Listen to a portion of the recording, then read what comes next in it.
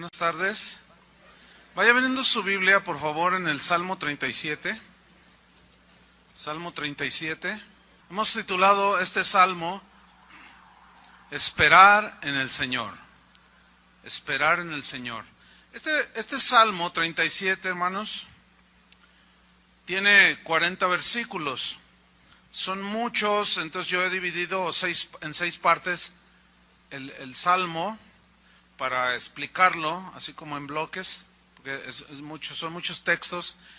Y de los versículos 1 al 11, ahí está el primer segmento que habla de cómo el justo, el Hijo de Dios, el cristiano, debe aprender a esperar en el Señor, aprender a esperar. De los versículos 12 al 15, ahí nos habla acerca del fracaso de los impíos, de cuál es su destino y su fin. Del versículo 16 al 19, ahí habla de cómo Dios cuida a los justos, cómo Dios cuida a sus hijos. ¿Cuántos son sus hijos? Ahí viene cómo Él tiene cuidado de nosotros. En los versículos 20 al 24, ahí habla el salmista de la diferencia y el contraste de lo que es un justo, un hijo de Dios, y uno que no lo es. Y luego en los versículos 25 al 31 habla de la conducta característica que debe tener el justo, el Hijo de Dios, los hijos de Dios, y de los versículos 32 al 40 finalmente, ahí tenemos un vistazo así rápido sobre el futuro y la seguridad que los hijos de Dios tenemos en el Señor, si sabemos esperar en Él. Y todas las bendiciones que vienen por saber esperar en Él en esta tierra. Entonces vamos a estudiar los primeros 11 versículos. ¿Qué les parece? Abra su Biblia ahí en Salmo 37. Mire, los cristianos, nos damos cuenta que nos encontramos rodeados de gente que no ama a Dios, ¿no es cierto?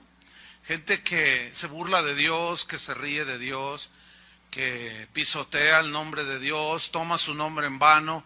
Gente que no ama a Dios, y todo eso al justo, al Hijo de Dios, lo aflige al escuchar todas esas cosas que dicen acerca de Jesús, de Dios, como ellos toman muy ligeramente el nombre de Dios, lo toman en vano.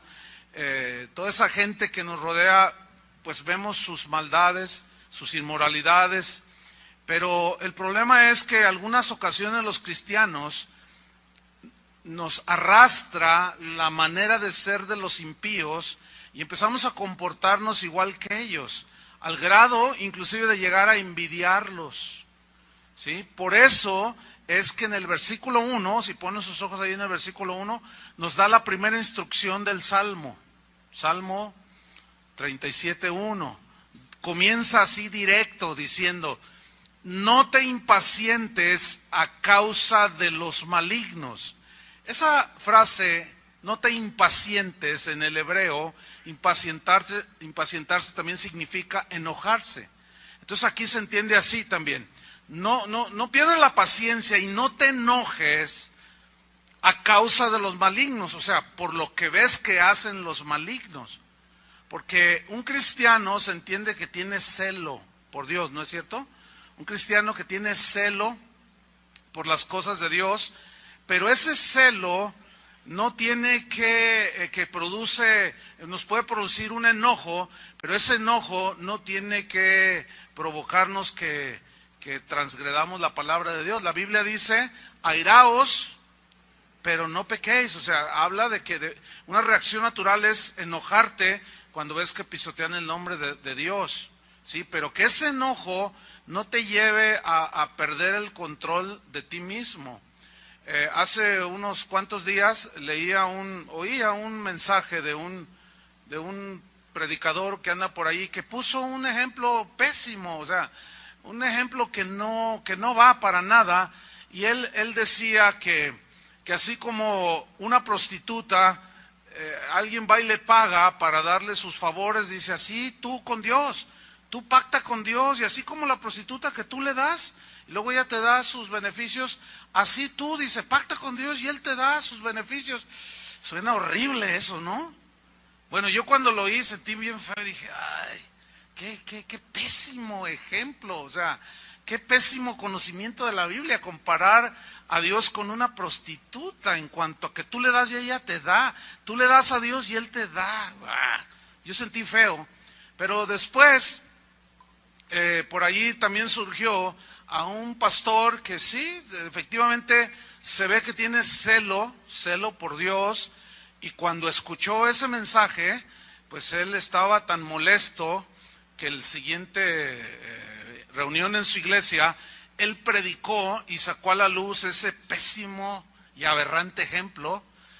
Pero llegó el momento en que él estaba predicándolo y estaba tan enojado que empezó a decir un montón de malas palabras. Y sí, se lo merece y más, y quién sabe cuántas cosas decía. Entonces, no, hermano, ok, los malignos, los perversos, los torcidos, los falsos, pues hacen un montón de aberraciones, pero eso no nos debe de llevar al grado de perder toda la cordura. Entonces, fíjate cómo empieza el Salmo: no te enojes, no te impacientes por lo que ves que hacen los demás, ni cómo viven, pero luego sigue añadiendo en el versículo 1, dice, ni tengas envidia de los que hacen iniquidad. ¿Cómo es posible que un cristiano tenga envidia de los que hacen iniquidad? Bueno, sí, ahí está. Si lo dice ahí es porque somos dados a eso.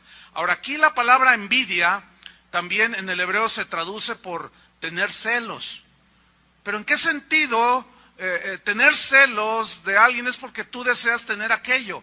Y eso se traduce en envidia. Por eso está bien traducido envidia aquí. ¿Sí? Ni tengas envidia. Pero en realidad la raíz es más acercada a tener celos. Entonces dice, no te impacientes, no te enojes a causa de lo que ves en los malignos, todo lo que hacen y aún todo lo que tienen. Dice, no tengas celos de ellos, no tengas envidia de los que hacen iniquidad. ¿Pero envidia a qué? Vamos a ver, en el Salmo 73, búsquelo, porque aquí está el caso de un hombre llamado Asaf. ¿Quién era Asaf? Asaf era uno de los cantores en el tabernáculo de David, era uno de los dirigentes de la alabanza y la adoración, y de pronto él dejó todo para servir a Dios en ese ministerio, y él estaba dedicado a tiempo completo. Pero hubo un momento en que empezó a ver a los impíos, cómo prosperaban. Entonces mire, ponga atención ahí en el Salmo 73, versículo 2. ¿Me das un poco de monitor, Pico, por favor? Dice Salmo 73, versículo 2. En cuanto a mí, dice, casi se deslizaron mis pies. Noten, casi, por poquito, dice. Por poco, faltó muy poquito para yo ser arrastrado. Dice, por poco, dice, resbalaron mis pasos. Estuve a punto de irme al precipicio. ¿Y en qué consistía ese resbalar? Versículo 3. Porque tuve, ¿qué dice? Envidia. Tuve celos. ¿De quién? De los arrogantes, de los soberbios, de los prepotentes, dice. Ahora, ¿por qué? ¿De dónde surgieron esos celos y esa envidia? ¿Viendo qué? La prosperidad de los impíos. O sea, en lugar de poner sus ojos en Dios y estar contento con lo que tenía, él empezó a poner sus ojos en los impíos, en los malos, en los arrogantes, en los perversos. ¿Por qué? Porque prosperaban materialmente mucho más que el mismo Asaf. Este solo versículo nos demuestra que para prosperar no se necesita ni a Dios. Para prosperar no se necesita ni a Cristo. Carlos Slim, si no es que es el hombre más rico del mundo, no tiene a Cristo. Bill Gates le sigue y así un montón no tienen a Cristo. Entonces, es una falacia, lo he dicho hasta el cansancio, lo voy a repetir, el evangelio de la prosperidad es falso, totalmente. ¿Por qué? Porque si los del mundo puedan hacer algo que supuestamente solo Cristo hace, entonces ¿cómo está el asunto? Se puede prosperar sin tener a Dios. ¿Sí o no? Eso comprueba que todo aquello que los impíos puedan hacer no es el parámetro final y más supremo de Dios. No sé si me expliqué. Por ejemplo, los impíos no pueden tener paz en su corazón, como los hijos de Dios podemos tener. La paz no se puede comprar, ¿verdad que no? Tampoco se puede transmitir, es algo que tú tienes en tu relación con Dios. Entonces dice Asaf que él tuvo un traspiés, ahí estuvo a punto de la caída, porque comenzó a ver la prosperidad de los impíos, de los malos, y empezó a tener envidia de los malos. Dice el versículo 4, porque no tienen congojas por su muerte, pues su vigor está entero. No pasan trabajos como los otros mortales, ni son azotados como los demás hombres. O sea, aparentemente todo les sale bien. Por tanto, dice, la soberbia los corona, se cubren de vestido de violencia. O sea, son de ese tipo de gente que no sabes con quién te metiste, no sabes quién soy yo, es gente prepotente, ¿sí? Dice el versículo 7, los ojos se les saltan de gordura, o sea que están súper bendecidos, ¿verdad? Dice, logran con creces los antojos del corazón, o sea, lo que ellos se proponen hacer lo alcanzan, lo logran, los impíos. Y escuche bien, sin Dios. Sin Dios, versículo 8, se mofan y hablan con maldad de hacer violencia.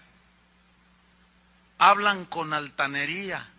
Ahora, fíjate cómo Asaf está narrando dos cosas muy interesantes. Una, que los impíos prosperan y que son orgullosos, soberbios, prepotentes, se burlan de Dios, no toman en cuenta a Dios, en lo que ellos planean lo logran porque ellos tienen poder económico, tienen influencias, son compadres del gobernador, y si cometen algún delito por ahí, pues el procurador es su amigo y les tapa, y todo eso, ¿no?, que hay en el mundo. Entonces Asaf, más abajo en el Salmo 73, no lo vamos a leer, pero ahí dice, llegó un momento en que Asaf dijo, bueno, si estos malos, impíos, les va tan bien en la vida, dice, en vano yo he lavado mis manos. En vano yo le sirvo al Señor. ¿Por qué le sucedió eso a Asaf? ¿Saben por qué? Porque bajó su enfoque de su mirada, que la debería tener en Cristo, en Dios, la bajó al nivel de los hombres y empezó a compararse. Dijo, no, a ver, mira el vecino, es fraudulento, es mentiroso, engaña a la esposa y mira, ya está de puesto, lo subieron en su trabajo. Hace esto, hace el otro, mira, ya hasta estrenó un auto y yo ni bicicleta tengo. Entonces, escúchame bien, ahí es donde está la tentación para el cristiano, que todavía no ha sabido equilibrar que las riquezas que nadie puede tener son eternas, que es Cristo y su herencia espiritual que Él nos dejó, la paz, la misericordia, la gracia. ¿Quién tiene eso? Los hijos de Dios. Y somos inmensamente ricos. El problema es cuando empezamos a compararnos con los demás. Y luego en el mundo hablan de éxito y que usted logra lo que usted pueda, lo que usted anhele, usted lo puede tener y no sé cuánto. Entonces ahí andan los del mundo todos afanados. Nosotros bajamos la mirada de Dios y comenzamos a compararnos con los impíos. Y luego todavía se pone peor la cosa si a usted le predicaron incorrectamente, erróneamente, cuando le dijeron, si tú te entregas a Cristo, tu negocio se va a triplicar. Y resulta que te entregaste a Cristo y no solo no se triplicó, cerraste el negocio. Entonces el cristiano no entiende, no sabe y empieza a deslizarse en los caminos de Dios. Aquí nos lo dice el Salmo, volvamos al Salmo 37. El mismo David nos dice el fin de los malos, para tenerlo en cuenta, porque como hierba serán pronto cortados los malos, y como la hierba verde se secarán. Y luego en el versículo 3 empieza una exhortación de parte del el Espíritu Santo que inspiró a David, una exhortación a que nosotros confiemos en Dios. que no andemos envidiando ni entre nosotros mismos, mucho menos a los impíos. Tener celos de ellos, qué barbaridad. Versículo número 3 dice, confía en Jehová, dice, y haz el bien. Esa instrucción de confiar en Dios es para los cristianos. ¿Cuántos son hijos de Dios? Ok, mira, la palabra confiar aquí, en el hebreo, tiene una idea más amplia. Significa apresurarse a refugiarse en Dios. Es decir, viene la tentación y tú apresúrate, no a caer en la tentación. Apresúrate a refugiarte en Dios. ¿Me entienden? Viene la insinuación, viene la ocasión para la envidia, cuando empiezas a ver a nivel puramente humano y dices, y empiezas, Señor, ¿y entonces yo qué? ¿Por qué esto conmigo? En lugar de eso, confía. Es decir, plenamente, de una manera apresurada, corre a refugiarte en Dios. Significa también estar tranquilo. O sea, tú mira a tu alrededor, puedes ver la prosperidad de los impíos, pero tú estate tranquilo, tú eres hijo de Dios, ¿sí? Tú sabes que Dios sabe sostener a los suyos, tú sabes que Dios es proveedor también nuestro, tú debes de saber que Él a veces nos prueba para que nosotros aprendamos a depender de Él. Tú debes de estar tranquilo y bien consciente, en paz, y saber que Dios en ocasiones permite situaciones difíciles en nuestra vida para que aprendamos cada vez a confiar en Él. A que lo primero que hagamos, en lugar de deprimirnos, en lugar de vociferar o maldecir o irte de la iglesia, aprendas a refugiarte apresuradamente en Dios. Que Dios sea tu refugio total. Dice la Biblia, el que habita al abrigo del Altísimo morará bajo la sombra del Omnipotente, bajo el cuidado del Omnipotente. Entonces dice, confía en Jehová y haz el bien. Ahora, quiero que alcancen a ver que ese confiar en Jehová es que Él no te va a dejar. ¿Por qué dice, haz el bien? Ese es en contraste con el mal que hacen los impíos. Por eso dice, haz el bien. O sea, tú no hagas lo que hacen los impíos. Sí, lo ves con un BMW, un BMW, un Mercedes. Sí, lo ves. Pero ¿producto de qué es? No siempre, por supuesto, pero los impíos, pues esos no tienen temor de Dios, ¿sí?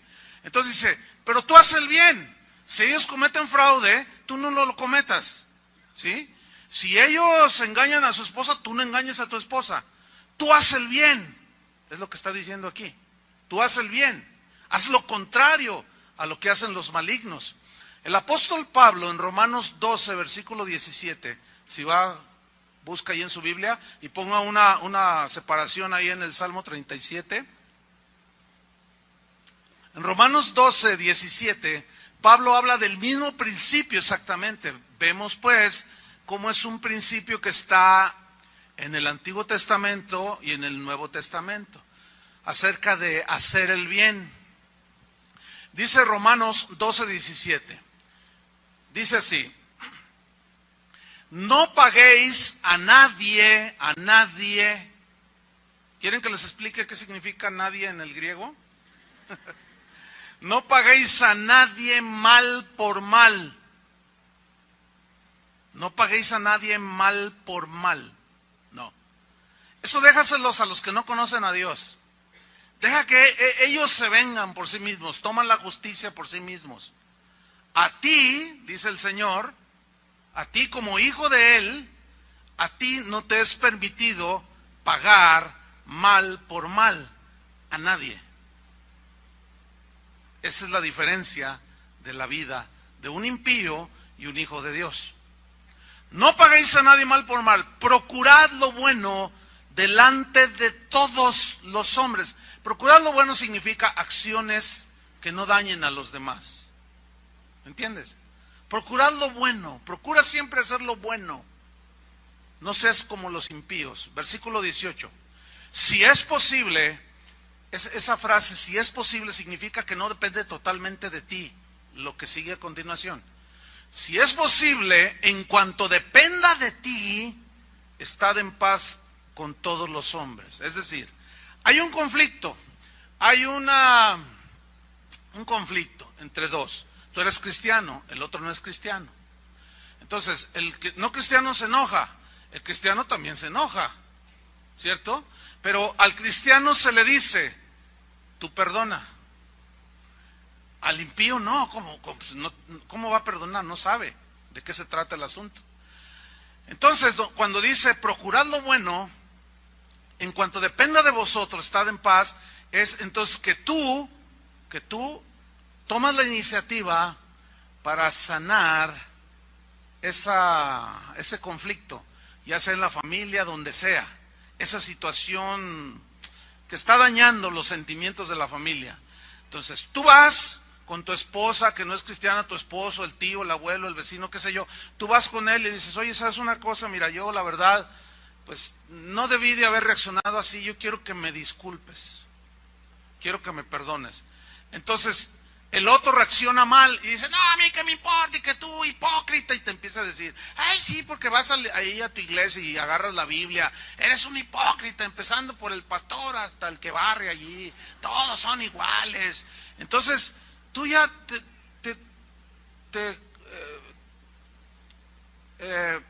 agüitas todo, te entristeces todo, entonces llegas y dices, ay, oiga, ¿me puede dar un consejo? Y cuentas la historia. Entonces, no, hermano, escúchame bien. Tú hiciste lo que tenías que haber hecho, en cuanto dependa de vosotros. ¿Qué depende de ti? Lo que dice Dios para ti. Hay cristianos que dicen, no, yo lo perdono si Él me perdona. Si Él se porta bien, yo me porto bien. No. Hay una frase que dijo un cristiano en la antigüedad, dijo, no esperes que los otros sean buenos cristianos para entonces tú comportarte como buen cristiano. No, tú sé cristiano. Si el otro no se comporta, tú no puedes estar esperando a que el otro se comporte como cristiano para entonces tú, mira, se comportó, entonces ya también yo me voy a comportar. No, eso es un error. No, tú no esperes que los otros hagan bien, tú no esperes que los otros perdonen, tú haz lo que tienes que hacer. ¿Me expliqué? Eso es procurar lo bueno delante de los hombres. Estad en paz delante con todos los hombres. Si el otro reacciona negativo, ese es asunto de él. Tú haz tu parte. ¿Se entendió? Ok. Versículo 19. No os venguéis vosotros mismos. Ok, el impío, ese toma venganza. Toma la justicia por sí mismo. Ya ven que hoy ya existen hasta los matacetas. O sea, los ejecutadores ahora los están ejecutando. ¿Por qué? Porque se justifican los matacetas diciendo, es que el gobierno no hace nada. Entonces, como mataron a mi primo, entonces como el gobierno está vendido y dice un montón de cosas, entonces yo tomo la justicia en mis manos y yo investigo y ya sé quiénes son y van y lo matan. Pero nosotros no, hermano, nosotros somos cristianos. Bueno, se supone, ¿no? Que somos. Que dice, no os venguéis vosotros mismos, amados míos, dice. No, para nosotros no es la venganza, hermano. Así es que si alguien te calumnia, tú no tomes represalias, tú no contestes la agresión, no te rebajes al nivel de un impío. Y ahorita vamos a ver cómo el Salmo nos da las respuestas a todas estas situaciones. No te vengues por ti mismo, sino dejad lugar a la ira de Dios, porque escrito está, o sea, porque Dios lo dijo. ¿Qué dijo Dios? Mía es la venganza, yo pagaré, dice el Señor. Cuando Dios dice, mía es la venganza, esa venganza no está motivada por el resentimiento, porque Dios es santo. Esa venganza habla de un pago y se refiere a la justicia de Dios que ha sido violentada. Y como Dios es un Dios justo, Él tiene que dar el pago a cada uno conforme a sus obras. Entonces, si alguien te calumnia, si alguien te defrauda, y luego tú vas y lo delatas delante de un juez, luego el juez se vende, como no suele suceder, ¿verdad? Se vende con el tranza, con el ofensor. Entonces tú, ¿ya qué te queda a ti? ¿Ya qué puedes hacer? Nada. ¿Sí? Entonces, fíjate, hasta la gente que no es ni cristiana, cuando está en el dolor de la injusticia, dicen, bueno, aquí la justicia de los hombres se compra, se vende, y el que tiene dinero, ese tiene justicia. Y el que no tiene dinero, como yo, decía un señor que le mataron un hijo, pues yo no puedo comprar la justicia. Dice, pero hay una justicia que nadie puede comprar, y es la justicia de Dios. Y yo me esperaré a que Dios haga justicia. A veces nos dan lecciones de más sobriedad y de más entendimiento que los que decimos que somos cristianos, que da vergüenza. No, hermanos, la venganza es del Señor. Tú no te cobres por ti mismo. No te defiendas a ti mismo. Deja que Dios sea tu defensor. David decía, cuando se juntaron los malignos contra mí para comer mis carnes, dice, yo esperé en Él, yo confié. Y a mí Dios me guardó, a mí Dios me defendió. ¿Por qué? Porque David era inocente de lo que le estaban acusando.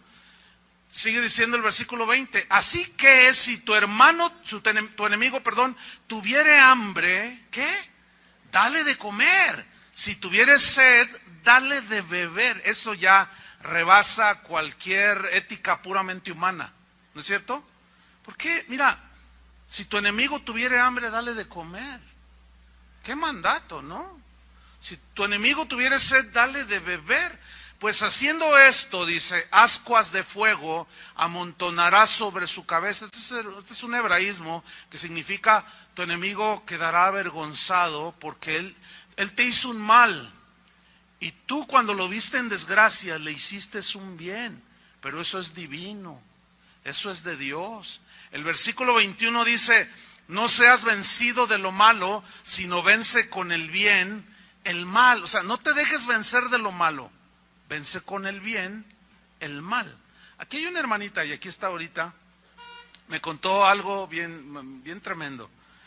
Resulta que ella es una persona sencilla, es una mujer humilde, sencilla, ama a Dios con todo su corazón, y decía que sus familiares, sus hermanas, sus hermanos, la querían despojar de sus bienes de ella.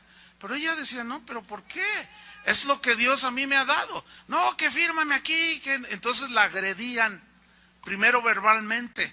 Bueno, llegó el momento en que la agredieron físicamente y la golpearon con puños y pies. Y aquí está esa hermanita ahorita. Y cuando ella me contó, me dijo, ¿qué hago? Le dije, bueno, ora por tu familia, que Dios tenga misericordia. Entonces, bueno, sí. Pasó como un mes y medio, no sé, y vino conmigo hace como unos 15 días. Y me dijo, pastor, ¿se acuerda lo que le comenté de mi familia? Fíjese que mi hermano, uno de los que me agredían, se subió a un árbol, algo estaba haciendo ahí cortando ramas, no sé, y que se cae del árbol. Pero se vino y dio el ranazo. Y pues imagínate caerte de una altura 5 o 7 metros. Dice, no, pues ahí quedó, llegó la ambulancia. Bueno, llamé a la ambulancia, se hizo todo aquello. Entonces, pues ahí estaba mi hermano todo mal, todo quebrado y todo mal. Dice esta hermanita. Entonces yo me acerqué con él y le dije, mira, tú no te preocupes. Pero fíjate, yo noté que lo que ella me estaba contando le salió espontáneo.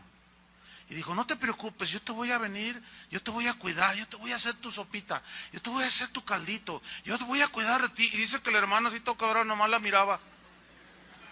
Así como diciendo, ¿y ahora esta? ¿Ves? ¿Qué sucedió allí? Esta hermana no fue vencida de lo malo, sino venció con el bien el mal. Esta hermana no se dejó vencer por la amargura, por el enojo, por la revancha, ¿entienden? Por la venganza, no. Entonces yo le dije a esta hermana, le dije, ¿sabes una cosa? Lo que tú hiciste con ellos, que te maltrataron y hasta te golpearon, fue uno de los actos de adoración más profundos que un cristiano puede hacer a Dios. ¿Por qué? Porque cuando tú obedeces la palabra de Dios, como está ahí, estás honrando a Dios, estás siendo dócil y obediente, y te estás portando como lo que es una cristiana. Y yo le dije, sigue así, no seas vencido de lo malo, sino vence con el bien el mal. Esta frase de vencer es tomada de los luchadores grecorromanos de aquellos tiempos, que luchaban entre sí, pero como ahora los luchadores, bueno, ya degeneró en todas unas payasadas, ¿no? Los luchadores, ¿no? Pero siempre había bueno, los luchadores estaban ahí en el Coliseo, y siempre había quien le iba a cierto luchador grecorromano y luego a otro. Pero siempre había algo muy que todavía se da en las luchas, como que unos representaban a lo bueno y otros a lo malo. ¿Sí? Ahora en la lucha libre que se estila en esos tiempos son los técnicos y los rudos. Y los técnicos supuestamente representan a los buenos y los rudos a los malos, ¿verdad? Y la mayoría de la gente le va a los técnicos, o sea, a los buenos. Entonces cuando empiezan a luchar, el técnico, el bueno, lo hace bajo las reglas, pero el rudo, el malo, empieza a hacer cosas prohibidas. Y el referee se voltea, se distrae y ¡pum!, le da un puntapié donde no se vale. Entonces el otro cae y ya le cuenta y ya le da el gane. Y el otro dice, no, es que violó la regla. Y el otro, como es rudo, es malo, lo venció. Pero lo venció ¿cómo? Engañosamente, cometiendo fraude. Escúchame bien, hay una lucha entre el bien y el mal, siempre. Hay una lucha entre vengarte, maldecir al que te maldijo, o dejar que Dios sea el que haga justicia, que Él se vengue, y tú en lugar de maldecirlo, tú lo bendices. Hay una lucha, hermano. Porque si alguien viene y dice una calumnia, una mentira contra ti, eso duele, pero duele en la carne. ¿Entiendes? Pero como Dios a nosotros nos da la instrucción, tú no te dejes vencer por lo malo. Vence con el bien el mal. Entonces Él te dice una calumnia, tú ora por él, dale una bendición. Bendecid, dijo Jesús, y no maldigáis. ¿Están entendiendo, cristianos? Entonces, fíjate, volvamos al Salmo 37. Entonces dice, después de que nos dijo, no tengas envidia, no te enojes, no tengas celos, dice, mira, tú confía en Jehová, apresúrate a refugiarte en Dios y haz el bien, dice, y habitarás en la tierra. Eso sí, esa es una frase que significa vivirás en paz. No hay nada como vivir en paz, hermanos, aquí en esta tierra. Y luego dice, y te apacentarás de la verdad. Esa palabra apacentar es un término que se usaba en relación de un pastor con ovejas, como vimos en el Salmo 23, que él apacienta sus ovejas, ¿verdad? Entonces, apacentarse es alimentarse, tener abundancia de pastos buenos. Entonces, fíjate lo que dice aquí, tú no te dejes vencer por el mal, sino vénselo con el bien. Entonces tú vas a tener mucha paz, y la verdad va a ser tu alimento continuo. La verdad va a ser tu alimento. Tú vas a estar rodeado de la verdad de Dios, y esa va a ser tu seguridad. En el versículo 4 viene una frase muy interesante. Dice así, versículo 4. Deleítate a sí mismo en Jehová, y Él te concederá las peticiones de tu corazón. ¿Habían oído ese versículo? De memoria. Se lo saben muchos cristianos. Ok, pongan mucha atención. Ese versículo ha sido mal interpretado, desgraciadamente. Cuando lo sacas de su contexto, de los textos que lo rodean, los que vienen antes y después, pues le puedes dar la aplicación que más se te antoja, ¿no? Comúnmente, generalmente, este versículo se aplica más o menos a lo siguiente: deleítate a sí mismo en el Señor y Él concederá las peticiones de tu corazón. Se aplica así. Está en la alabanza, estamos en la adoración, estamos en ese momento lindo como hace un rato, ¿no? De pronto el que está dirigiendo la alabanza en cualquier iglesia dice: hermanos, la Biblia dice, deleítate a sí mismo en el Señor y Él concederá las peticiones de tu corazón. Suena bien, ¿no? Dice, entonces, como nos estamos deleitando en la presencia del Señor, en la adoración, ahorita es el momento en que tú le pidas a Dios los deseos de tu corazón. Así se interpreta. Pero déjenme decirles una cosa, es errada esa interpretación. Es incorrecta la interpretación. ¿Por qué? Porque si ustedes ven en el Salmo desde que empezó, no está hablando de eso. Está hablando de comportamiento, ¿sí o no? Está hablando de no celes, no envidies, no te vengues, no, ¿verdad? Entonces, ¿qué significa deleitarse? Bueno, ahí va. La palabra deleítate viene de un término hebreo que es anag. Y anag tiene varios significados, entre otros significa ser suave, habla de docilidad, ser maleable, dice el diccionario en hebreo, ser maleable, es decir, ser dócil. La maleabilidad es una palabra que describe una de las características del oro, del metal, que significa que con por ejemplo, 1 kilo de oro, o menos de medio kilo de oro, lo tienes ahí en una barra, lo fundes, entonces el artesano lo empieza a trabajar y con ella puede cubrir el Ángel de la Independencia en la Ciudad de México, que no es de oro macizo, ¿entienden? Se ve de oro, pero es una cubierta muy finita. Eso significa que el oro tiene una cualidad, una característica de ser maleable, o sea, es fácilmente que se extiende, es muy dócil al manejo del joyero, ¿entienden? Del artesano, que él oprime, hace su trabajo y el oro es muy dócil para acomodarse según el deseo del joyero o del artesano. Entonces, fíjate bien, pon atención, lo que está diciendo, los primeros 3 versículos está hablando, no tengas envidia, no seas celoso de los impíos, no te vengues por ti mismo, no haz el bien, no hagas el mal, sé maleable. Y ser maleable significa ser obediente a su palabra.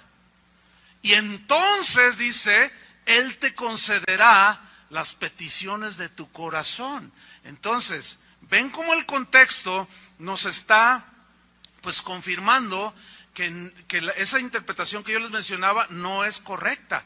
¿Por qué? Porque puede estar alguien allí entre toda la multitud, alguien que, bueno, hace gestos y pone carita de San Martín de Porres o de la Madre Teresa de Calcuta y hasta hacen los mismos gestos que uno cuando adora a Dios, ¿no? Pero ese que está allí, así cantando, y ay, mira cómo está en la adoración, se está deleitando en el Señor, ese puede ser un adúltero. Puede tener doble vida, puede ser un ladrón, puede ser un ratero, un mentiroso, un fraudulento, ¿me entienden? Puede ser hasta un lobo rapaz, que está haciendo los mismos gestos que todos, ¿entienden? Entonces el que está dirigiendo dice, deleítate a sí mismo en el Señor, nos estamos deleitando, lo que está en tu corazón pídeselo. Entonces el que está en un pecado o en pecados, dice, ay, qué bonito, sí, yo me estoy deleitando. Bueno, el deseo de mi corazón, y empieza a pedirle a Dios. No, porque el contexto nos desmiente eso. ¿Lo están entendiendo? Ok, seguimos adelante. ¿En qué consiste entonces el deleite? El deleite, ¿se acuerdan cuando Jesús dijo, él se aplicó unas escrituras en el Nuevo Testamento y en los Evangelios, cuando dijo, el hacer tu voluntad, Dios mío, me ha agradado, y tu ley está en mi corazón, y él tomó una escritura del Antiguo Testamento y la aplicó a sí mismo. Cuando él dijo, el hacer tu voluntad, Dios mío, me ha agradado, esa palabra, agradar en el griego, significa que produce un deleite interno, una satisfacción interna. Entonces, ahí nos concuerda que deleitarse es hacer la voluntad de Dios. Ese es el deleite, en que le hagas caso a Dios, de no tener celos, de no tener envidia, de no estar amargado, de no vengarte, porque esa es la instrucción del Salmo, esa es la enseñanza del Salmo. En ese momento, cuando tú haces la voluntad de Dios y haces a un lado la venganza y que te calumniaron y tú bendices, en ese momento, cuando tú haces eso, de pronto algo opera dentro de ti, comienzas a sentir una felicidad de haber agradado a Dios. Porque cuando tú amas a alguien, lo quieres agradar, ¿no es cierto? Cuando tú amas a tu esposa, la quieres agradar. Cuando amas a tu esposo, lo quieres agradar. Y cuando ves que tu esposo, tu esposa, tus hijos se agradan de lo que tú hiciste por ellos, te produce una satisfacción, ¿no? A eso se refería Jesús. El hacer tu voluntad, Dios mío, me ha agradado. Por eso está bien traducido, deleítate en el Señor. Pero va de acuerdo con los 3 versículos anteriores, que hablan de no envidies, no te vengues, no, etcétera. Y Él te concederá las peticiones de tu corazón. ¿Por qué? Porque el ser dócil y obedecer su palabra, el ser maleable y hacer lo que Dios quiere, el corazón del cristiano, cuando hace la voluntad de Dios, porque la conoce, el corazón del cristiano se alinea con la voluntad de Dios. ¿Sí? Es decir, sabe lo que está haciendo. ¿Por qué? Porque lo ve en la palabra de Dios. El cristiano, por ejemplo, el cristiano que es maleable, obediente, no anhela las cosas de este mundo, sino las cosas eternas. ¿Por qué? Porque así dice la Biblia. Poned la mira en las cosas de arriba donde está Cristo. ¿Sí? No pongas tu mira en las cosas terrenales. Entonces, esa es la instrucción de Dios. ¿Por qué? Porque el impío pone sus ojos en las cosas de este mundo. Pero al cristiano Dios le dice, no, tú no, porque todo esto se acaba. Tú vas a poner tu vista en Cristo. Tú vas a poner tu vista en las cosas de arriba. Entonces, cuando tú pones tu vista en las cosas de arriba, te ubicas y empiezas a pedir conforme a la voluntad de Dios. ¿Sí? Por ejemplo, un varón, cabeza de hogar, bien ubicado, comienza a orar muy diferente y dice, Señor, ayúdame a ser un mejor esposo para mi esposa y un mejor padre para mis hijos. ¿Ustedes creen que eso está en la voluntad de Dios? Desgraciadamente los que enseñan que todo lo que tú declaras y que tú, como por aquí anduvo un predicador la semana pasada que predicó, uno de sus puntos fue, empezó a presumir que él tiene casas, tiene carros y que tiene un jet, dijo. Pero ¿saben por qué tengo eso? Dijo, porque yo lo arrebato, dice. Y tú puedes arrebatar para ti lo que tú desees. Y muchos de ustedes no tienen nada porque no arrebatan. Espérenme, escúchenme bien. Arrebatar. ¿Qué es arrebatar? Es así, ¿no? Ok. Dios es la fuente de las bendiciones, ¿sí o no? ¿A quién se le ocurre arrebatar? Y resulta que lo que arrebatan son casas y carros. ¿Por qué no arrebatan, si eso existiera en la Biblia, por qué no arrebatan ser un mejor padre? ¿Por qué no arrebatan eso? ¿Por qué sí carros y casas y aviones? ¿Por qué no arrebatan ser una mujer dócil a Dios, sometida, que cuide su hogar? ¿Por qué no arrebatan eso, señoras? ¿Y por qué si arrebatan un mejor puesto, la gerencia? ¿Y por qué? Porque están todos desubicados. Entonces el cristiano que es dócil, que es maleable, formable por Dios, pues hace la voluntad de Dios y se deleita en obedecerle. Y le produce una paz y un deleite y una felicidad. Entonces, un cristiano obediente que es maleable se alinea, es más fácil alinearse a la voluntad de Dios, hermanos. Un cristiano que es dócil y obediente sabe que Jesús dijo, busca primeramente el reino de Dios y su justicia, primeramente. Y todas las demás cosas, las cosas terrenales, serán, ¿qué? Dijo, añadidas. Entonces el cristiano sabe. Por eso es que las oraciones de un cristiano que se deleita en Dios, que es maleable, que obedece la palabra de Dios, escúchenme bien, raras veces y pocas veces sus peticiones tienen que ver con lo terrenal, con lo material. Pablo oraba y decía: Señor, yo oro para que el entendimiento sea abierto. Yo oro para que un espíritu de sabiduría sean dadas, un espíritu de conocimiento. Esas eran las oraciones de Pablo. Yo oro para que la gracia de Dios abunde en sus corazones. Esas eran las oraciones diferentes de un verdadero apóstol de Jesucristo. ¿Están comprendiendo? ¿Por qué? Porque ya está bien ubicado el cristiano, y como es dócil, sabe que Dios no lo va a abandonar. Sabe que Dios le va a dar un techo, le va a dar un trabajo, y cuando lo pierda lo va a sostener de manera sobrenatural, pero el cristiano sabe que Dios no lo va a dejar. ¿Sí o no? Por eso el cristiano está confiado, está tranquilo, y en esa confianza permite que Dios se glorifique. Y es ahí precisamente donde tú y yo vamos a conocer a Dios en una dimensión más profunda. Fíjate, este principio que yo le estoy enseñando, a mí en lo personal me ha llevado pues a enfocarme obviamente en las cosas de arriba, ¿sí? Les voy a decir algo que muy pocas veces he platicado, pero hoy lo voy a contar. Miren, con los dedos de mis manos, aquí, 10 dedos, puedo contar, y me sobran bastantes, las veces que yo he pedido algo material a Dios. ¿Pero cómo? No. ¿Por qué? ¿No lo necesito? Claro que lo necesitamos. ¿Pero por qué no? Ahora, ¿está mal pedir? No. Pero fíjate lo que dijo Jesús. Ustedes cuando pidan, digan: el pan nuestro de cada día, dánoslo hoy. El pan, o sea, lo elemental. Entonces, si analizamos las oraciones que se hacen en las iglesias, con los pastores enfrente, los deseos de los corazones de la gente, tú dices: ay Dios, esto no parecen iglesias cristianas, estos parecen clubes del oso Balú, o qué sé yo. O sea, nada que ver con los deseos internos de un cristiano bien ubicado, ¿me entienden? ¿Por qué? Porque el cristiano que está bien centrado en el Señor sabe, repito, que Dios da todo por añadidura, ¿no es cierto?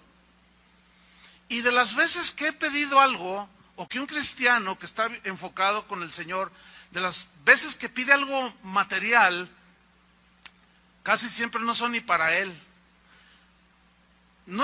Es que, miren, les soy sincero, Dios lo sabe. Yo no recuerdo la última vez que yo pedí algo material para mí. No, la última vez que yo me acuerdo por ahí, traté de hacer memoria, ¿saben? Cuando yo pasé enfrente de este auditorio en el que estábamos, que era un cine aquí, ese yo lo pedí, se lo pedí. Pues no es para mí.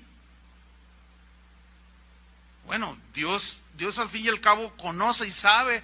Y cuando entré en ese lugar que parecía la cueva de Batman, estaba espantoso este lugar. Yo me paré aquí donde estoy justo.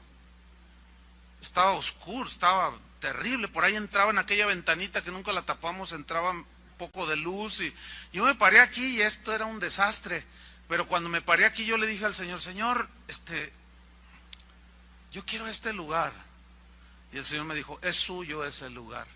No hubo manipulación de dinero, no manipulamos las ofrendas. Dios dio este lugar y lo pedí, pues ni siquiera es para mí. Es para todos, porque no, aquí está sentado muy a gusto, escuchando. Entonces, hermano, mira, un cristiano dócil y obediente descansa en Dios, confía en Dios. Vamos al versículo 5 rápidamente. Porque un cristiano obediente, maleable, lo que hace es lo que viene aquí a continuación, que viene en imperativo, es un verbo imperativo: encomienda a Jehová tu camino. Es imperativo, o sea, es un mandamiento. ¿Por qué? Porque tendemos a confiar en nosotros mismos, tendemos a confiar en nuestros propios planes, porque encomendar aquí en el hebreo significa poner en las manos de Dios algo. Ponerlo en las manos de Dios. Por ejemplo, tú sufres mucho porque tu esposo no es cristiano. Y bueno, hay casos muy extremos, ¿verdad? Ahora ya hasta se droga, antes te engañaba, pero ahora ya hasta se droga. Entonces tú estás desesperada, pero todo eso hay que añadirle que ahora te golpea el hombre ese.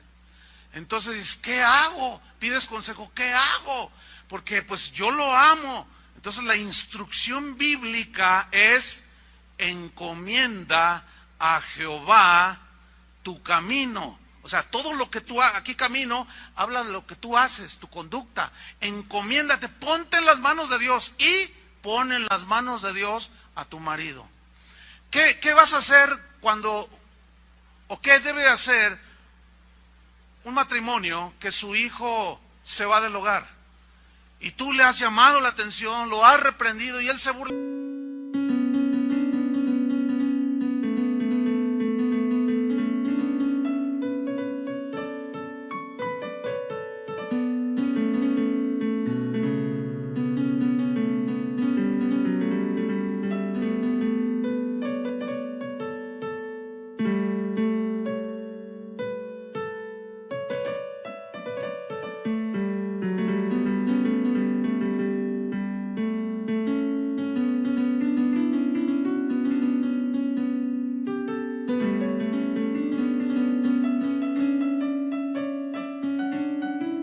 De ti y se te pone al tú por tú y hasta te avienta como queriendo pelear, se cree muy gallito, entonces tú te destrozas por dentro y dices, no es posible que ese bebé que yo presenté en la iglesia ahora se esté rebelando a sus padres y se esté yendo al mundo. ¿Qué tienes que hacer? ¿Preocuparte todos los días así? No, ¿qué dice? Ponlo en las manos de Dios. ¿Entiendes? Ponlo, encomienda al Señor, ponlo en las manos de Dios. Que vas a hacer un negocio, que los planes que tú tengas, ponlos en las manos de Dios. Bueno, ya viene el 2012.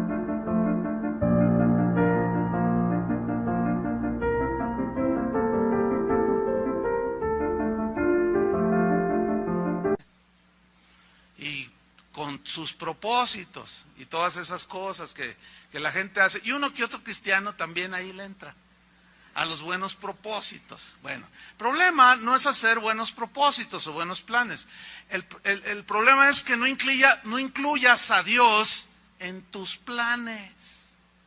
Ese es el problema, y aún muchos cristianos. Entonces tú te adelantas y así con arrogancia, este año que viene, compro casa. Cálmate. ¿Sabes qué es eso? Eso es jactancia. Más bien deberíais de decir, si Dios quiere y está en su plan y en su voluntad, podremos comprar este año nuestra casa. Y si no, para el otro. Y si no, para el otro. Y si no, pues hasta que lleguemos a las moradas eternas. ¿No es cierto? El problema es que no incluimos a Dios en los planes. Pero este año voy a hacer un tremendo negocio y haces todos los planes de tu vida. Tus buenos propósitos. ¿Se acuerdan de los que hicieron esas cosas, los propósitos cuando iniciaba el 2011? Pues ya se terminó el 2011. ¿Dónde quedaron todos sus planes? Y algunos de ustedes se sintieron frustrados y decretaste y estableciste y ordenaste y quién sabe cuánta cosa hiciste. ¿Y qué pasó? Nunca incluiste a Dios en tus planes. O sea, no pusiste en las manos de Dios ni a tus hijos, ni a tu esposo, ni a nadie, ni tu negocio. Está terminando el 2011, ya vienen las ilusiones del 2012 y ya vas a renovar tus propósitos nuevos. Olvídense de esas cosas, hermanos. Olvídense de eso. Y vayámonos más hacia la obediencia a Dios. No tengas envidia de los arrogantes. No te llenes de amargura. No tengas celos de los impíos. No te vengues por ti mismo. No te dejes vencer de lo malo. Sé maleable y yo voy a producir, como diciendo el Señor, voy a producir en ti un deleite. Y a donde yo te diga vas, que vayas, vayas. Cuando te diga cállate, tú te callas. Tú me puedes expresar tus deseos, pero déjame a mí, como diciendo el Señor, que mi soberanía decida si eso es para ti o no. Eso es tan diferente, hermanos, eso es diferente. ¿Cómo que arrebato? Eso es una falta hasta de educación. A ver, tú llegas con tu raya, ¿verdad? Con tu aguinaldo. ¿Cuántos les dieron ya su aguinaldo? Llegas con tu aguinaldo. Viejita, mira, me dieron ya mi aguinaldo. Entonces llega tu hijo, a ver, presta para acá y te lo arrebata. Es que yo quiero un triciclo eléctrico. Entonces tú le dices, ¿qué muchacho grosero? Y toma, le das un... Entonces, todos esos que andan enseñando que arrebata las bendiciones y son unos malcriados, eso es lo que son, unos groseros delante de Dios. Faltos de temor de Dios, no conocen a Dios. Como si Dios estuviera allí. A ver, ay, me lo arrebató. Ay, Gabriel, fíjate nomás, ¿y ahora qué hago? Ay, Dios. Puras tonterías, y por eso la gente comete tonterías. Y ofenden a Dios, ¿entienden? Agreden su santidad, agreden su soberanía. Y no es así. Encomienda a Jehová. Ponte en las manos de Dios. El Proverbios 16:3, no lo busquen, dice, encomienda a Jehová tus obras, o sea, todo lo que haces, y tus pensamientos serán afirmados. Es decir, tú encomienda a Dios, quiero hacer esto, Señor. Si está en tu voluntad, pues tú guíame. Y Él va afirmando tus pensamientos, ¿entiendes? Hasta para entrar a la universidad, X universidad, mete a Dios en tus planes. Encomienda a Dios allí. Mira lo que hizo Jesús, Primera de Pedro, allí sí búscale. Primera de Pedro 2:20.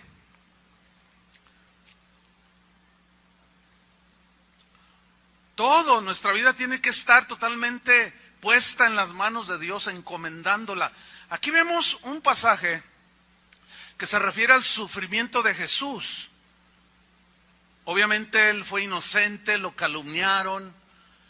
A Jesús le dijeron que era un borracho, porque iba y les predicaba a los borrachos, lo invitaban a cenar con gente de mala reputación allí en el pueblo, y él aceptaba la invitación, pero con el propósito de irles a predicar el evangelio, ¿sí?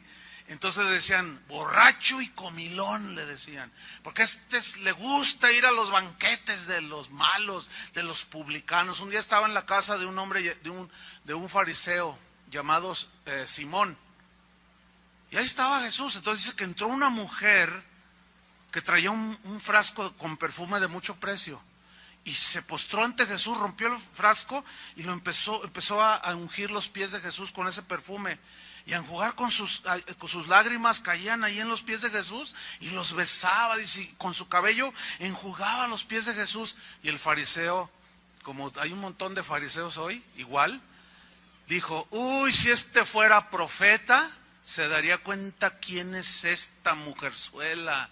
Y Jesús lo mira y dice, Simón, Simón. Bueno, no, bueno, eso es algo mexicano. Los que nos oyen en muchos países van a decir, ¿por qué se rieron? Bueno, no quiero tomarme tiempo en explicar eso de Simón.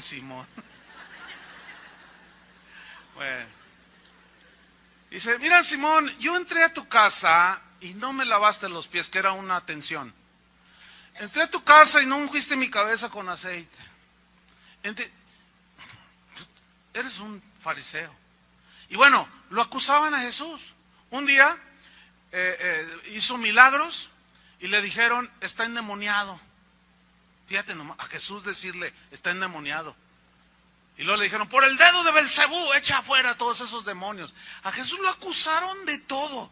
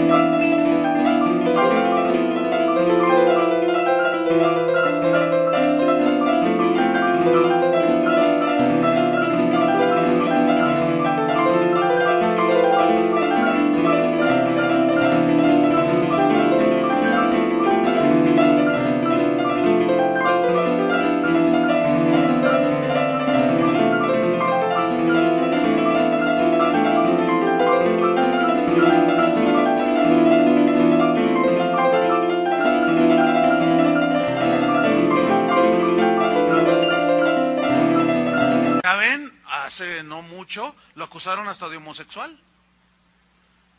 ¿Sí? Hay una película por ahí, Corpus Christi, lo ponen a Jesús, que él tenía relaciones sexuales, homosexuales con sus discípulos.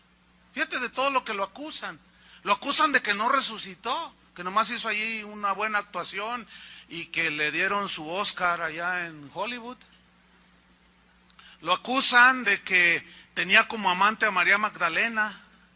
Lo acusan de que se confabuló con Judas, diciéndole, mira, vamos a ponernos de acuerdo, tú me entregas para bien de toda la humanidad, pero tú vas a tener el primer lugar ahí junto a mí en el cielo. Fíjate nomás, o sea, el código de Da Vinci, ese que sacaron. Fíjate, a Jesús lo acusaron de todo, hermano. De homosexual, de mujeriego, de fornicario, de endemoniado, de todo. Lo golpearon, todo. Mira lo que hizo. Mira lo que hizo.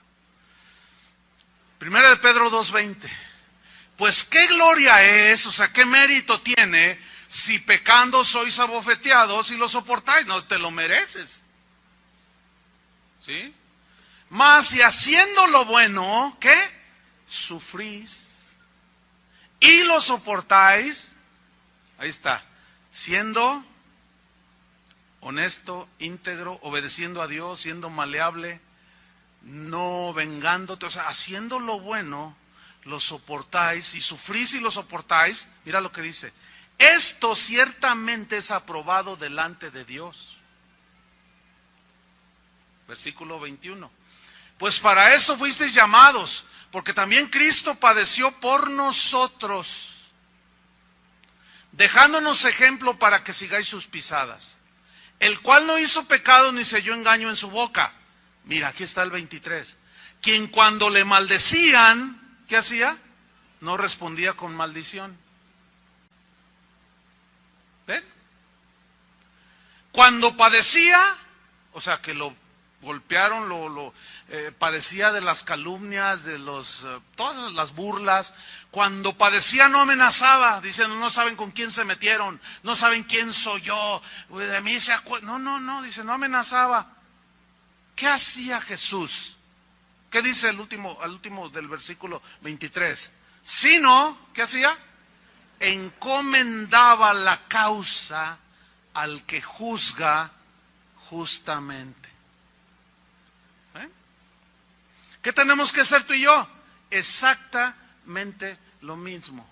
Encomienda tu vida al Señor.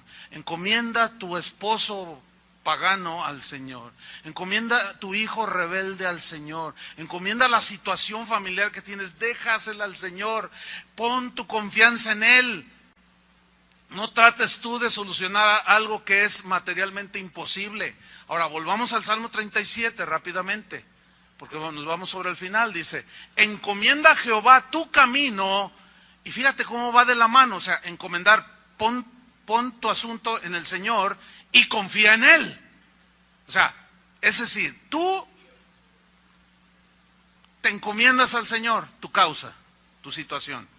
La encomiendas para que Él obre. Pero luego, la instrucción es, una vez que hayas encomendado a Jehová tu vida, tu camino, tu familia, confía en Él. Por supuesto, ¿no? Confía en Él y Él hará.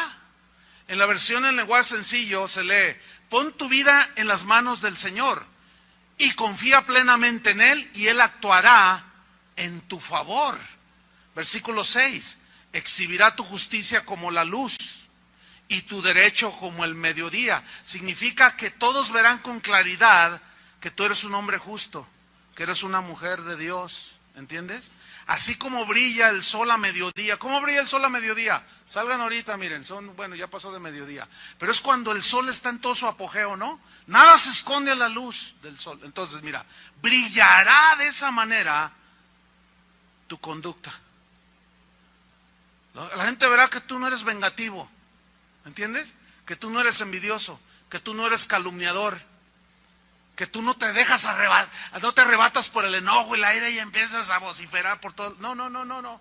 ¿Por qué? Porque tú confías en Dios y encomiendas a Dios tu causa y estás tranquilo.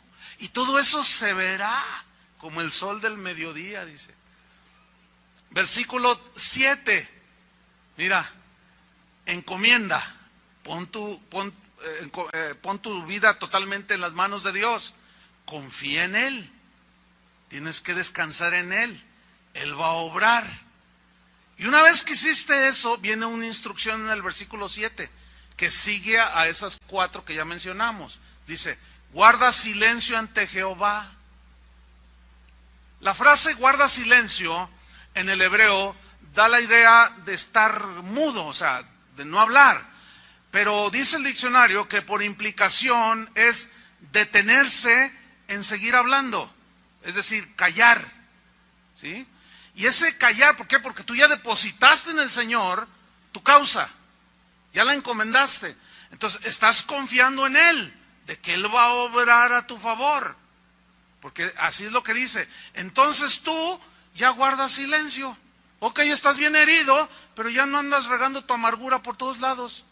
Ya te quedas callado delante del Señor. ¿Por qué? Porque ya encomendaste tu causa. Porque ya estás confiando que Él va a hacer algo a tu favor. ¿Me estoy explicando? Guarda silencio, estate quieto. Pero también tiene la idea de descansar. O sea, como ya encomendaste a Dios lo que tú no puedes hacer, tienes que descansar, ¿no es cierto?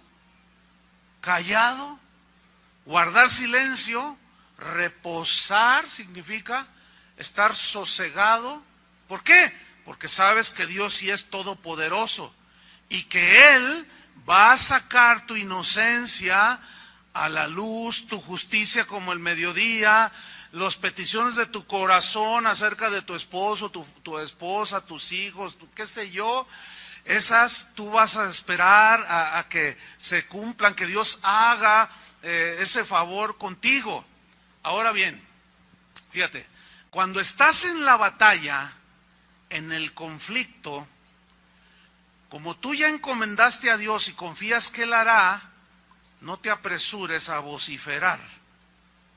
¿Entiendes? No te apresures a hablar. Cállate. Como ya descansaste en el Señor, entonces eso debe de provocar guardar silencio ya y no andarle contando a todos tus amarguras, y menos las publiques por internet, y menos en tu Facebook. Y no, es que esto y que el otro y que él dijo y que él me hizo y que no sé qué y que bla, bla, bla. Ya cállate la boca. Si eres cristiano y estás encomendando a Dios tu causa. A ver, dile a tu vecino, calladito te ves más bonito. Ay, qué horrible es uno que dice que es cristiano y saca su amargura por todos lados. Qué espantoso es eso. Y, es que mi esposa, es que el pasado, ay, qué horrible es eso. Ok, ¿qué pasó allí? ¿Estás celoso? ¿Estás envidioso? ¿Estás amargado? ¿Qué dice?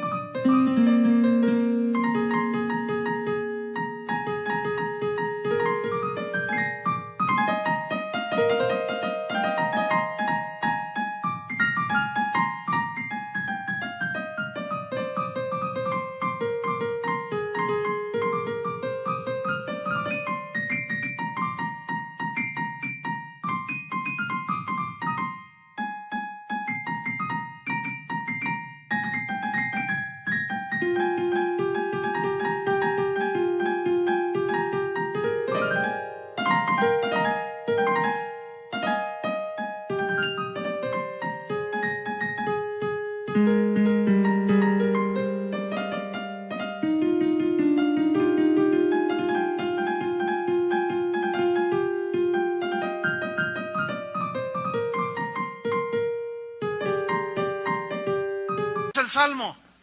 No te impacientes, no te vengas por ti mismo.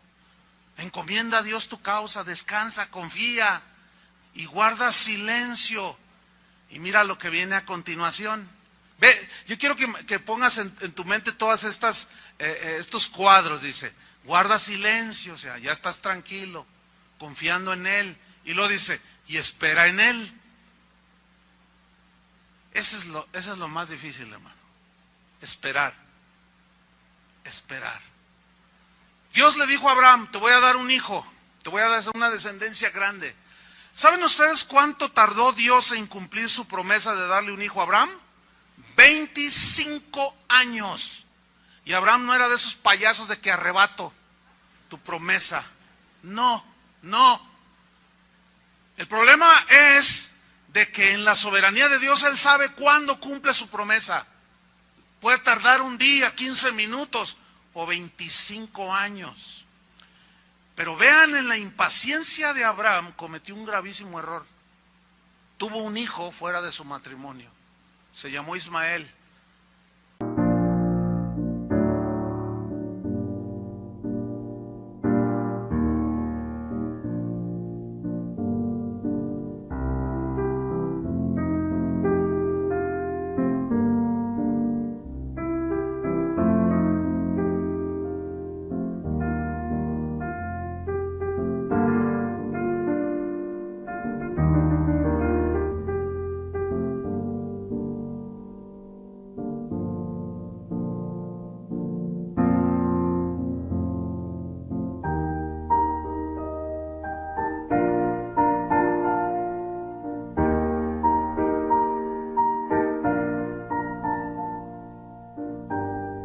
Ahí vienen todos los árabes.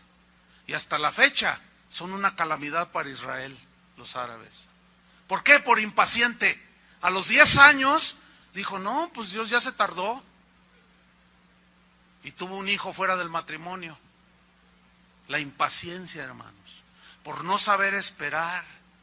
Y aquí se nos dice, ustedes tienen que aprender a esperar. Cuando Israel supo esperar en Dios, Dios hacía milagros.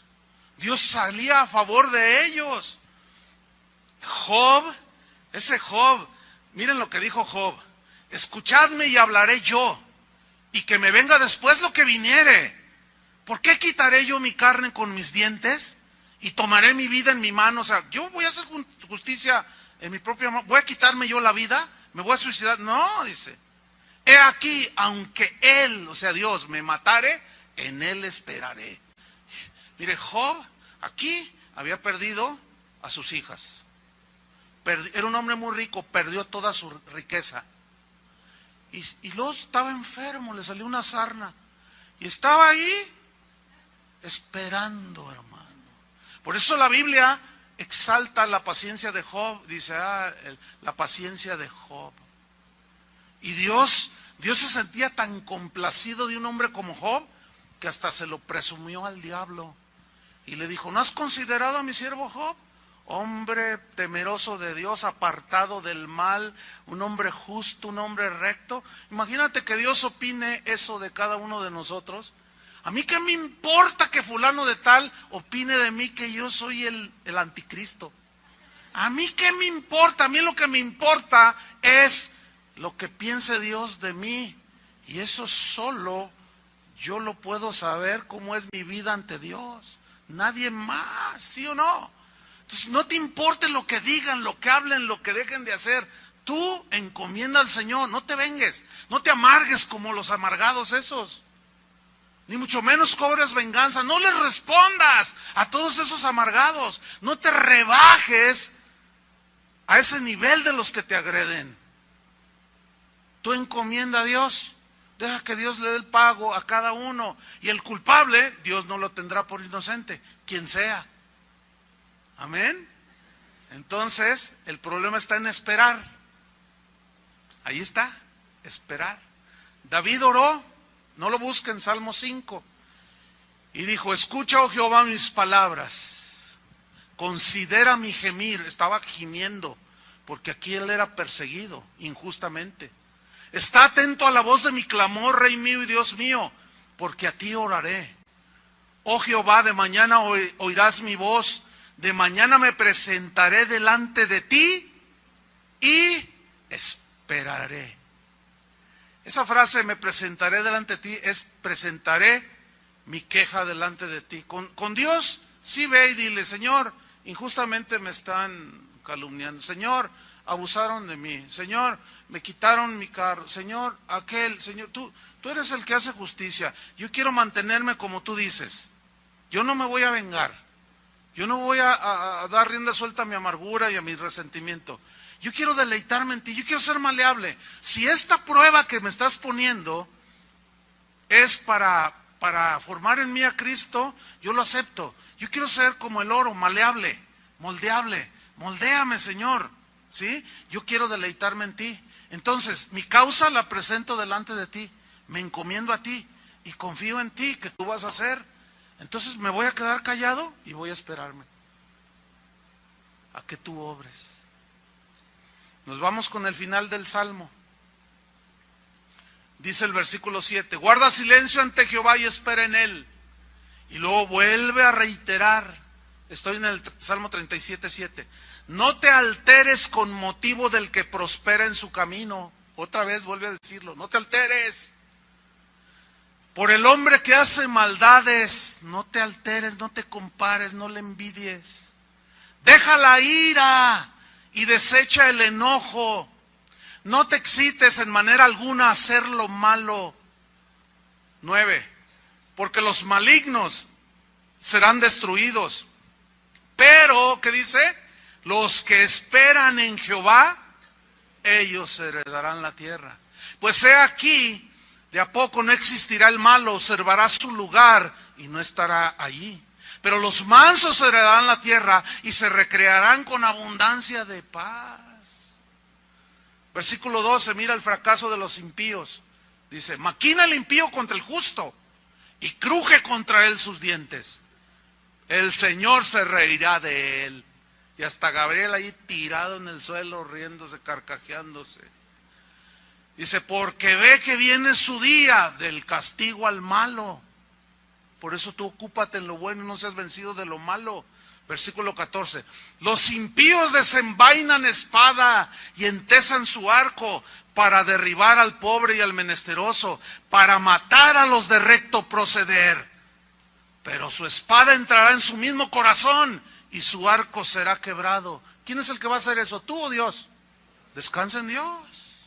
Deja que Dios sea el que cobre con justicia y haga el castigo.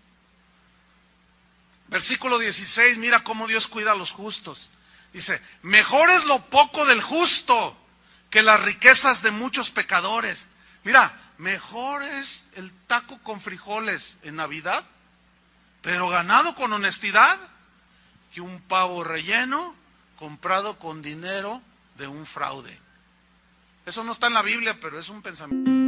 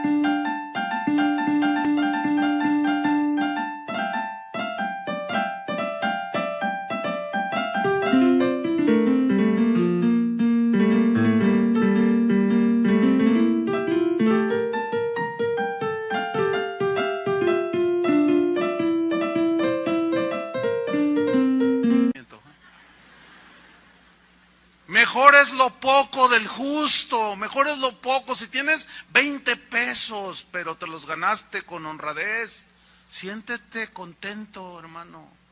¿Entiendes? Y no envidies a aquellos malos que no agradan a Dios. Y no te amargues ni pongas tu vista en ellos. No, dice, versículo 17, porque los brazos de los impíos serán quebrados, mas el que sostiene a los justos es Jehová. ¿Cuántos le dan gracias? Versículo 18. Conoce Jehová los días de los perfectos o de sus hijos, y la heredad de ellos será para siempre. No serán avergonzados en el mal tiempo, y en los días de hambre serán saciados. Dios no te dejará, hermano. Mira el versículo 20, hay un contraste aquí entre los justos y los impíos. Lo que les sucede, dice, mas los impíos, ¿qué? Perecerán. A nosotros nos guardará, pero los impíos perecerán. Y los enemigos de Jehová, como la grasa de los carneros, serán consumidos, se disiparán como el humo. El impío toma prestado y no paga. Tú no hagas lo mismo. Mira, el justo tiene misericordia y da. Porque los benditos de él heredarán la tierra, y los malditos de él, o sea de Dios, serán destruidos. Por Jehová son ordenados los pasos del hombre, y él aprueba su camino. Nadie tiene esa capacidad de aprobar tu proceder y tu caminar en Cristo. Solo Dios. Aquel que se atreva a aprobar tu camino, si hiciste bien o si hiciste mal, se está poniendo en el lugar de Dios. Solo Dios es el que aprueba tu camino, dice. Versículo 24. Cuando el hombre cayere, se refiere al justo, no quedará postrado, porque Jehová, ¿qué? Sostiene su mano. ¿Cuántos le dan gracias a Dios?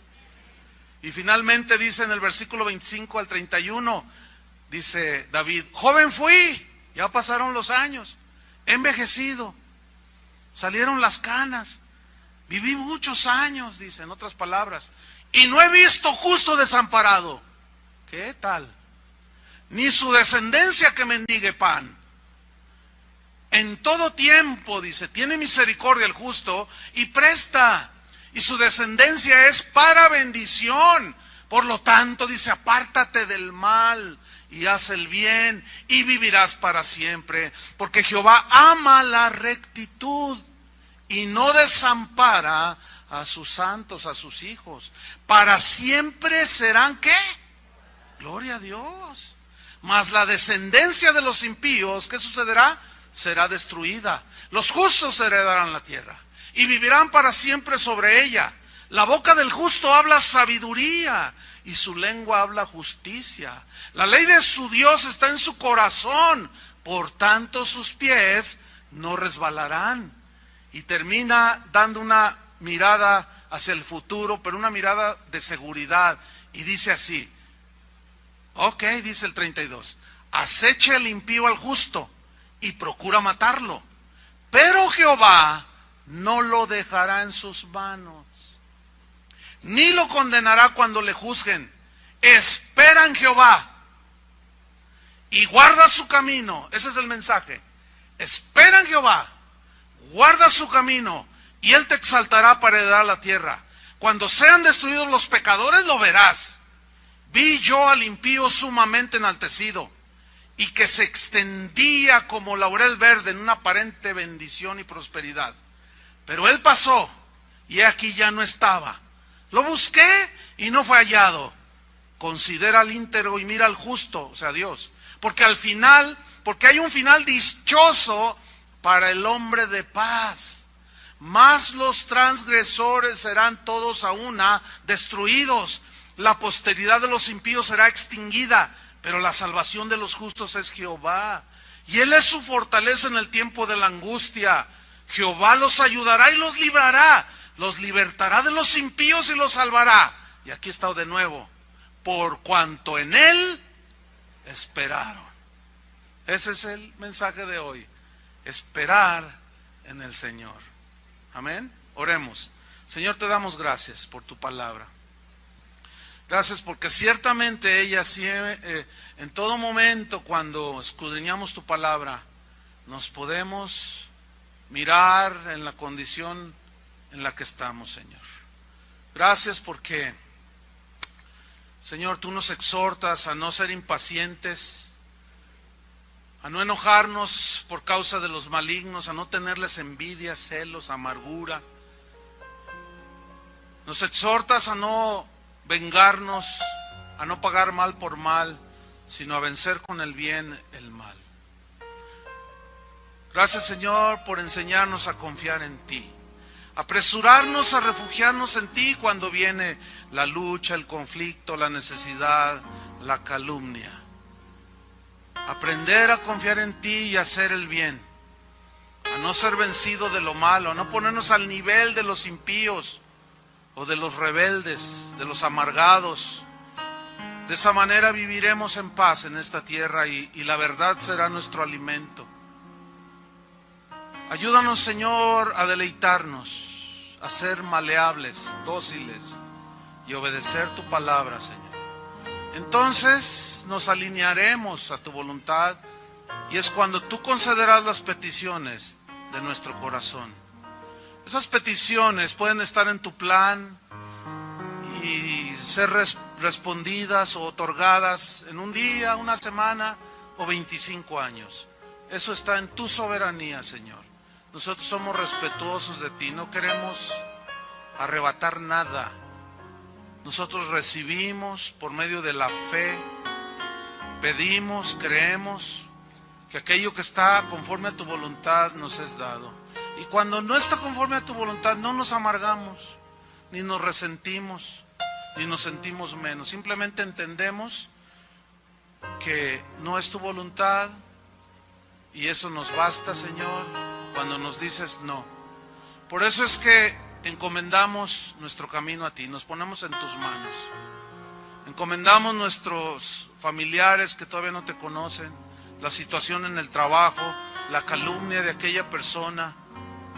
Como Jesús, quien cuando le maldecían no respondía con maldición, no amenazaba, sino que encomendaba la causa al que juzga justamente. Ayúdanos a confiar en ti, Señor, porque tú obrarás a nuestro favor. Y guardaremos silencio delante de ti, porque ya encomendamos la causa. Y seguiremos adelante, Señor, esperando con paciencia la venida del Señor.